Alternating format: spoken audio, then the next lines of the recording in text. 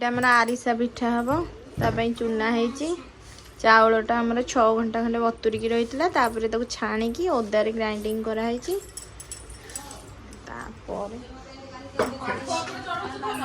ଏଇଟା ଗୁଡ଼ ପଡ଼ିକି ଏଇଟା ହେଉଛି ଏଇଟା ଜନ୍ତା ହବ ଚାଲିଛି ପାଗ। ଏଇଟା ଗୁଡ଼ ତା ଦେହରେ ଇଏ ପାଖାପାଖି 1.5 କିଲୋ ପାଖାପାଖି ଗୁଡ଼ ପଡ଼ିଛି ତା ଦେହରେ ଜଷ୍ଟ ଟିକେ ପାଣି ପଡ଼ିଛି ଜନ୍ତା ହେଉଛି। ପାଗ ହେଇଗଲେ ଦେଖଉଛି। ଏଇଟା ଜାଗିରି ପିଠା ହବ। ଏଇଟା ଯେତେବେଳେ ଚକଲେଟ୍ ପାଗ ଭଳିଆ ହବ ଏଇଟା ହେଇନି। ଏଇଟା ତତେ କହିଥିଲୁ ଫାୟାର ପାଖକୁ ହାତରେ ପଡ଼ିବ ଆଉ ଟିକେ ହବ।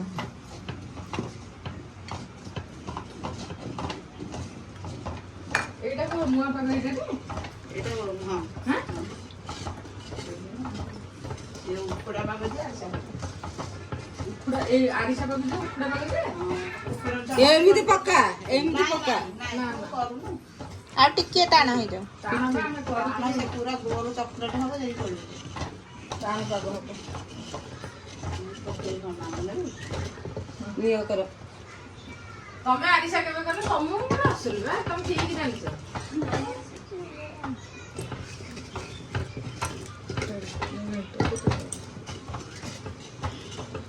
ହେଇଯିବ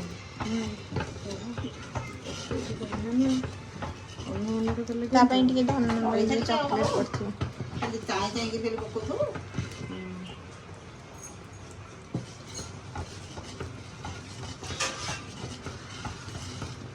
ଥାଳିଆ ଟାଣ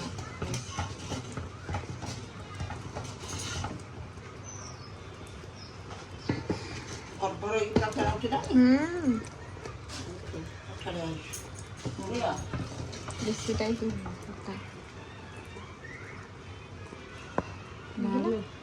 ଆହୁରି ହବ। ଦେଖିଲୁ ମାମା ହବ ଆଉ ହବ କେତେ ହବ ଟିକେ ନୁହେଁ।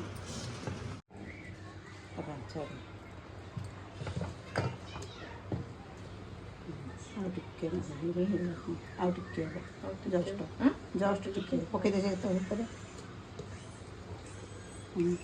ଆମ ଧନ ଚକଲେଟ୍ ପକା ଆମ ଚକଲେଟ୍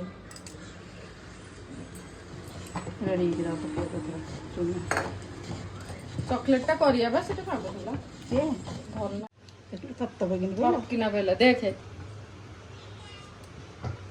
ପକା ଚୁନା ଦେଖ ଲିକୁ ପାଗ ଦେଖ ହାତ ମାରେ ପକା ପକା ପକା ଚୁନା ଆସେ ପକା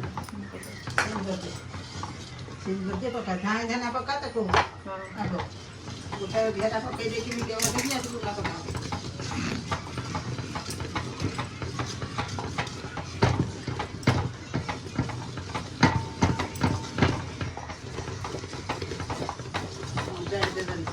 ନାଇଁ ଏଇଟା ଏଇଠି ଜନ୍ତା ହେଇଗଲା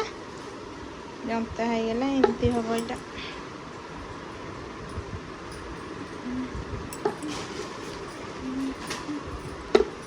ଏଇଟା ଥଣ୍ଡା ହେଇକି ଯିବ ଛଣା ହବ।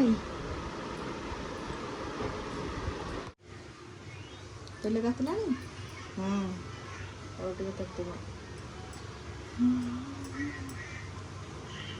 ଆଉ କୋଉ କହିଲି ଧର ହେଇକି ଧରି ପଡୁଥିବ ଇଏ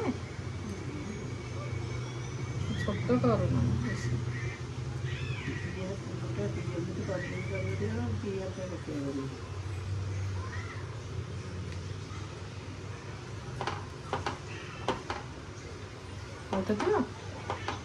ନା ଆଉ ତାତିବନି ରହ ତାହେଲେ ରହ ପିଠା କରିଦେଇକି ଯାଉ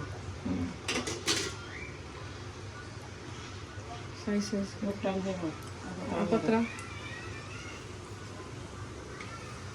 ଦେଉଠୁ ମୁଁ ପକଉଛି ମୁଁ ପତଳା ହେଇଯାଉଛି ଲିକୁ ପଲଟେଇ ଦିଅ ଉଠିଗଲା ମାନେ ପଲଟେଇ ଦିଅ। ଉଠାଅ ସେଠି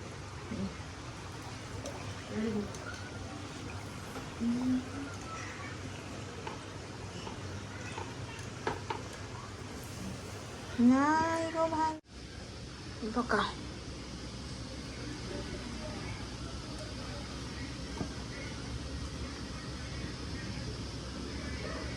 ଏଇଠି ଆମର ଛଣା ହେଇକି ସଇଲାଣି। ଏତକ ତେମକୁ ଥୋଇ ଦେଇଥାନ୍ତ, ହଁ ଥୋଇ ଦେଇଥାନ୍ତ କଣଟା କହିଲେ? ଏଇ ପିଠାକୁ।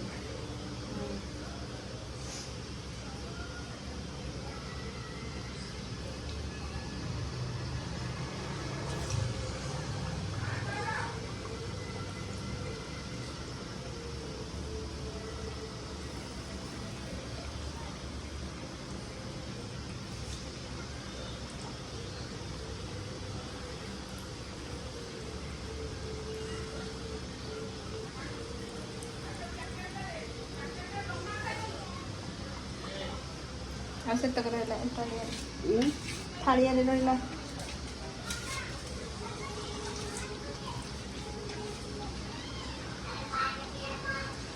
ସେ ଖାଇଲା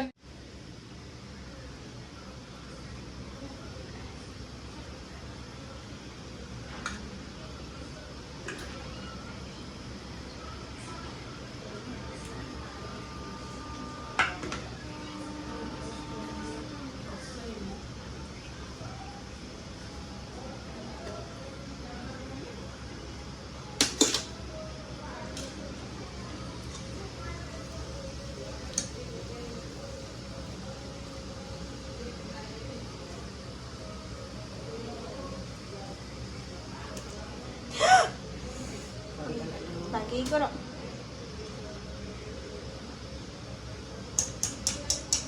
ଆସ୍ତେ ଆଉଟା କୋଡ଼ିଟା ନା